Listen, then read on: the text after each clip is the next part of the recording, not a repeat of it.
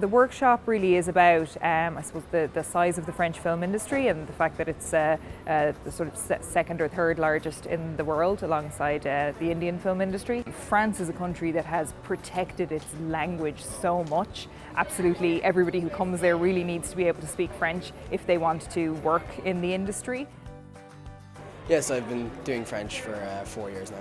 We've learned all the French vocab for a film. Le Realist, which is the director, makes me a lot more interested to study film or to look at more French films. Well, for me, one of the reasons that I went to France to work in film is because France is the birthplace of film. So I just think if in any way you're sort of creative or you're interested in the arts, the French way of life really sort of encompasses that artistic lifestyle and culture.